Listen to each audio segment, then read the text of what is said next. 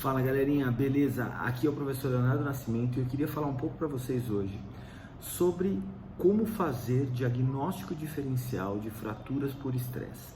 Então, se você olhar, se você tiver essa dificuldade, acompanhe esse vídeo, e se você souber de alguém que tem essa dificuldade, encaminhe esse vídeo para aquele seu amigo que tem a dificuldade de fazer o diagnóstico de fratura por estresse.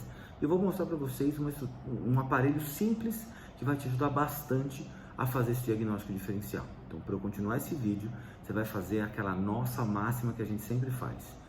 Curte esse vídeo, ativa as notificações, se inscreve no canal e envia esse vídeo para aquele seu amigo, para ele saber como é que faz o diagnóstico diferencial de fraturas por estresse. Então vamos pensar o seguinte: primeira coisa, fratura por estresse. Quais são os fatores de risco do seu paciente ter uma fratura por estresse? Normalmente é aquele paciente que tem uma sobrecarga de atividade esportiva, na maior parte das vezes, uma sobrecarga de atividade de trabalho, por exemplo, também pode ser possível. Isso aumenta o risco se esse paciente tiver algum tipo de fragilidade óssea. Então é assim, vamos pensar na combinação. É um aumento de carga laboral ou de carga esportiva combinado com algum tipo de fragilidade óssea. Então o que pode gerar o aumento da carga de trabalho e da carga esportiva? Aquele atleta que não tem descanso, que teve muitas competições seguidas, que teve algum tipo de... trocou de clube, por exemplo, na intertemporada e tinha temporadas diferentes, ou teve mais campeonatos naquele ano, ou teve uma mudança de calendário. Essa é a primeira coisa.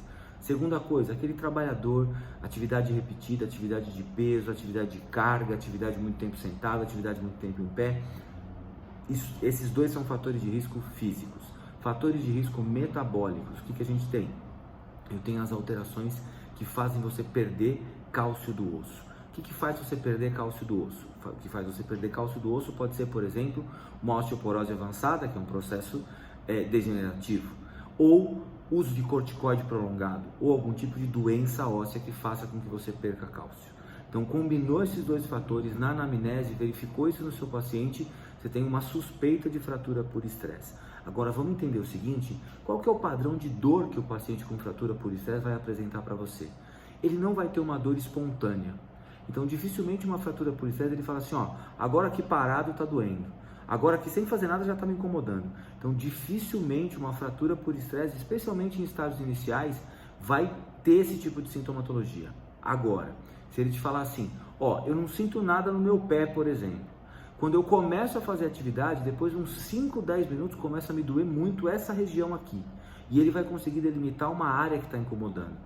E aí, o que isso quer dizer? Quando ele está em repouso, ele não tem um incômodo. Quando ele entra em atividade, começa a ativar a circulação, começa a ativar a vascularização, os sintomas começam a aparecer.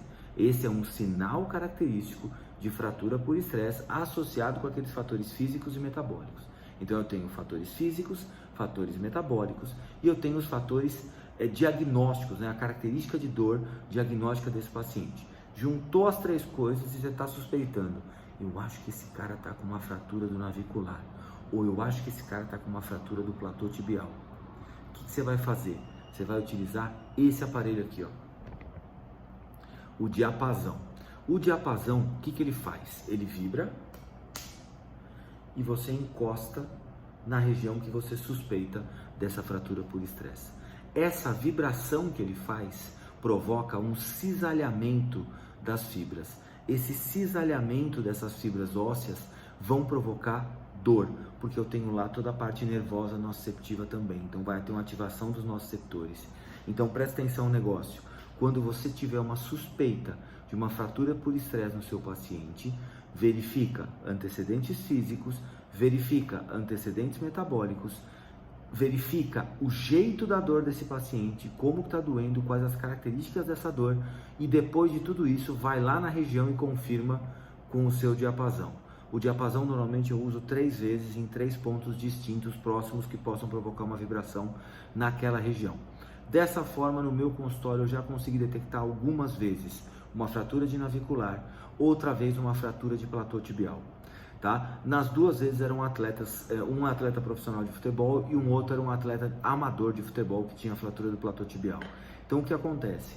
Tenho alguns fatores que eu preciso analisar, eu preciso entender como é que eu faço esse diagnóstico, mas um diapasão no seu consultório vai te ajudar bastante a fazer esse diagnóstico diferencial e conseguir detectar isso. Detectou, diapasão deu positivo, histórico físico, histórico metabólico e a característica da dor, encaminha esse paciente para um ortopedista. O ortopedista sabe lidar com esse tipo de problema e aí ele vai ter que ter uma conduta de repouso e algumas alterações, até o uso de anti-inflamatório algumas vezes. Então, detectou esse problema, você não vai tratar esse paciente, você vai encaminhar para um ortopedista e vai colocar assim, suspeito de uma fratura por estresse na região do pé, suspeito de uma fratura por estresse na região do platô tibial, suspeito de uma fratura por estresse na região X.